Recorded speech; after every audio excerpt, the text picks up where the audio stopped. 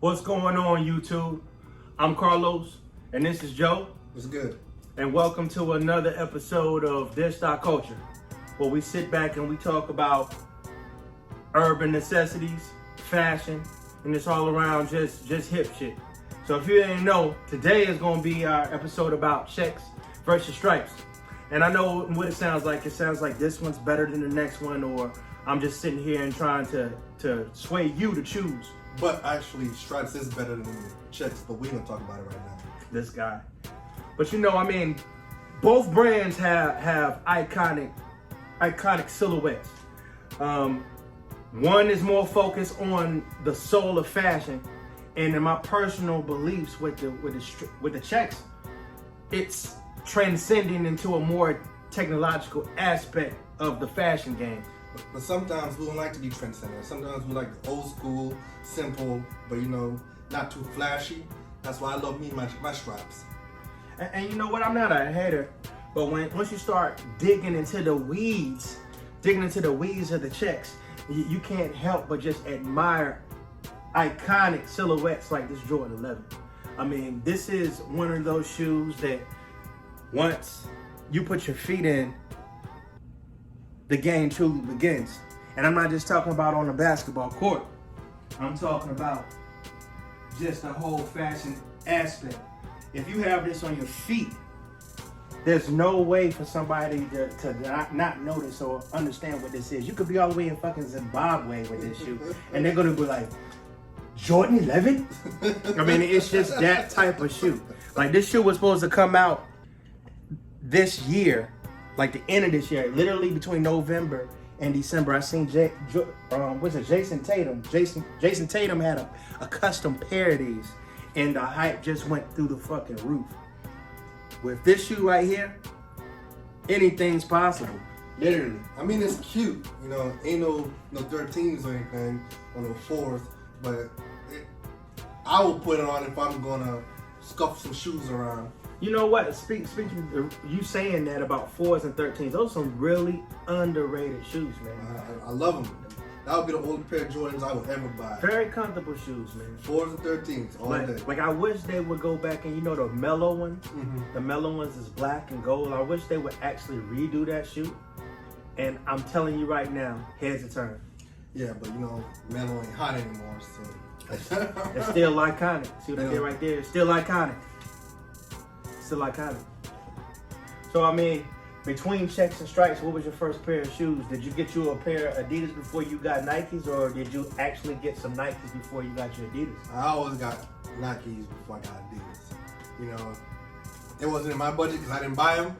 So, you know, it was my parents. So my parents were like, that's what I'm getting you, and that's what my ass got. I'll be honest with you, man. Like, my first adult pair of shoes was a pair of Vin Bakers, man. Mm-hmm. And a lot of people don't know about that Vin Baker Jordan. But my first pair was a pair of white and navy blue Vin Baker Jordans. And you couldn't tell me anything, man. Early 90s. And that shoe just really was a set off. It kind of like the 13. But it just had this extra twist to it.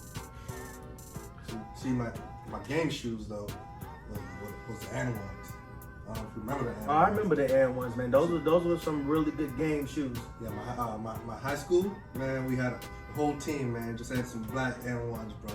I tell you, they were so fucking clean. Like, ooh. They were hitting. They were hitting for sure. I think our pair of game shoes that was underrated was the Question Mids.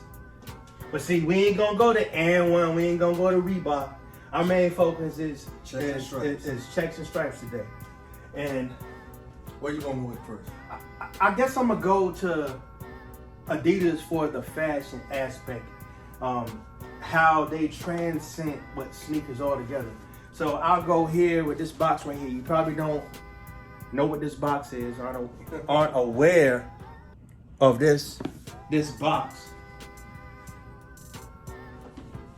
But this box right here is basically, you know what Off-White does, how Off-Whites do the introverted boxes and stuff. Mm-hmm. But people don't understand that Alexander Wang was already on the cusp of creating fashion icons like this right here. This is actually a low-cut sneaker. This is a very premium leather low top sneaker with boost. Great traction. And this is just basically the epitome of fashion. See, a lot of people who are in the fashion game understand well as Xander Wayne did. I like these though. They just speak quality. I mean, Okay. they speak status. Cause I could wear this with some slacks, Absolutely. or I could put some jeans on them, still rock them. You know what Oh I mean? yeah, I mean You it's know? definitely one of those shoes it has its own niche, man. I consider this as far as the word I'm looking for is regal. Mm-hmm. I consider when I see somebody rocking this shoe right here, there's a certain standard that is behind putting this on your feet and walking out every day. You know, that's letting me know right now that I am who I am. I've arrived. I'm that guy. Hear me roar. You know, and that's how I am with these Alexander Wayne. And once you start really digging in the weeds, as far as that's like deep down in the darkest pits of where fashion can take you. You know, those and the Yeezys, of course. But see, when you go to checks, you start delving into uncharted foot and shoe territory. See, you're gonna have to find, when you talk about checks, you have to go iconic. Yes. You have to go iconic, and there's nothing more iconic than a pair of Air Mag 3.0s. Woo! Air Mag 3.0s, y'all. And when you start delving into the technological aspect of the fashion game, you start understanding that, you know, we've only scratched the surface of foot and comfortable technology has to offer. For instance, this shoe, you don't even have to worry about lacing them, because once you put them on, they lace themselves. I mean, the shoe literally laces itself. I mean, there's nothing that you can or cannot do in the fashion game when it comes to Nike. And just to be honest with you, man, I mean, they're truly, you know, pioneers. And just to think that at one point, Converse and the Chucks and freaking Vans, and those were the only like big hitters back in the sneaker industry. And then it just took that one person to have faith in Nike to catapult them to uncharted territory. What's that guy's name? I think he used to wear 23. Not LeBron. What's that other guy? Michael? Jeffrey Jordan. Oh, Jeffrey? Yeah, Oh, Jeffrey? yeah. Absolutely. Well, these shoes are like Future Richard's shoes, you know, back in the days, growing up, you know, you'd be watching like the Jetsons or whatever. Yeah. You know what I mean? You put his shoes on, all you see is just like lace up, or Back to the Future. Absolutely. Back to the Future now. Yes. Yes, bro. Iconic. Like that literally is the third rendition of the Air Mag when he was on Back to the Future and put them shits on and said, doom, all those laces. And they really made those in their lifetime. Like, it doesn't get much technologically advanced than that as far as footwear and fashion is concerned, bro. It just doesn't get better than that. Not at all. Not at all. I mean, that's the only thing I can give checks. You know what I mean? they try to raise the bar, you know, when it comes to running shoes, you know, just casual shoes, whatever. They try to raise the bar every single year. So I give it to them. But, you know, still ain't sold. Hey, man, so you got to look at it like this.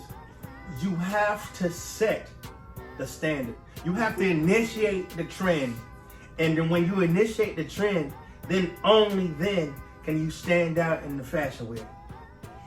Yeah. Like, I don't give a fuck. I wish that I could make a pair of damn Nikes, man. I probably would like have like a obsidian cork or something. It'd actually be a shoe made of cork, but it'd be like an obsidian colorway with that cork. We've always done cork with the wheat color, the natural cork.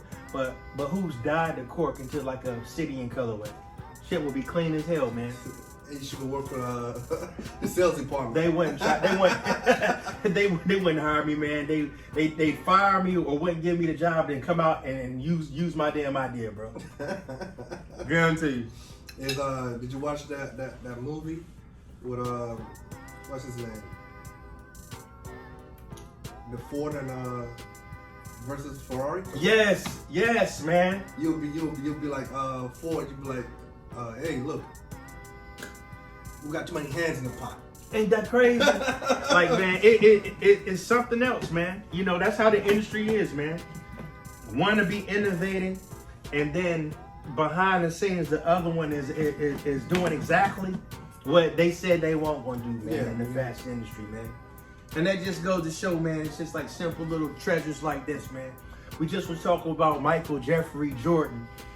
And I always have to, like, really, you know, admire the quality of his first shoe. No matter what we do in the sneaker community, this shoe right here, look, let me just let you hold on to it, man, because I know that you like the way that it feels. Quality of leather, the smell of the ancient warriors that built this shoe for him, that came up with the technological advance to put this shoe together. Like, look at the quality of this motherfucker, man. Like, you can't get much better than that, man. The cows were probably preyed upon when they sacrificed them for the leather or this shoe, man. It doesn't get much better than this. Look at that. Look at the ripples in the fucking leather. God, like, this shit is insane, man. Like, it just doesn't get much better than this. The quality. And it's always been a debate with me, man, because I might be one of the few individuals that I know that have the Shattered Backboard collection, but I don't feel that no matter how amazing this leather is, I always give props to the Shadow ones for its quality. But, like, you could cut that leather with a butter knife, it's that fucking soft. It's beautiful. But this is not bad, man. This is a great homage to the original Shattered Backboard. This is the reverse Shattered Backboard, Joel. If I had my last cent to my dollar, I won't grab them. That's just me. Yeah. Even if it's going for a penny, penny back in the day. A penny on eBay. And I had 10 cents. I'd be like, man, money's tight. It is what it is, man. It's just either you're with it or you're not. Depending on your shoe size, man. You might have a long foot. You might be flat-footed, and I don't think with a flat-footed foot, but like this would look good. You always gotta start somewhere. Oh, and yeah. I mean, iconic. I give it to you. Everyone knows iconic shoe when they see one. Oh yeah. I mean, but it's crazy how they go. Nike as a brand and as a conglomerate has this iconic air, but yet they haven't allowed that iconic air to actually, you know, get the best of them, get arrogant. mm-hmm. Because I mean, like, what sneaker brand doesn't put out retros or just dibble and dabble in the unknown? But what I love about Nike is Nike has the ability to say, you know what, it hasn't been done. We know it can be done, and we're gonna give it a shot. Can't beat that. You can't beat it. I give it to Nike. I give it to Nike. Now, Nike appeals more to its customers than anybody else. I won't say to listen to everybody, but you know, they'll be like, this is what I'm hearing on the street. Oh yeah, absolutely. I'll work towards that. You know what I mean? And that's no knock to Adidas, because for me, when you look at Adidas from the fashion standpoint, they're showstoppers. I think you got a nice showstopper right there, in that boost box. But when it comes to that type of standpoint, just their ideas are fucking phenomenal, and the comfort level of the boost material is second to none. To this day, I don't really know a brand that has better quality than them. So that's the Cinder Yeezy 350. As you can see, it has these shimmering laces on. This is a shout out to Slinky Laces for being able to provide with the high quality. As you see the boost material. You have the gum outsole, a yellow boost in the back. It's just a beautiful shoe altogether. When you put these on your feet, it's like walking in a cocoon of like heart-shaped cupids walking down the fucking street, man. It's just phenomenal. You love the way this fucking shoe feels. And I felt like I found this lace group online, Sneaky Laces. And Sneaky Laces, man, like they really Hooked you up? Man, you don't even understand, man. You get like a 40% discount off of these when you get them. And they actually make sure that they customize the laces to fit the shoe and make the shoe pop. I mean, look at it for yourself. You see that? Like they just shimmer in the light. Like literally, I mean, you can't get much better than this. But again, the stripes on a comfort standpoint and fashion-wise, man, they have that special blend of both that makes it a triple threat.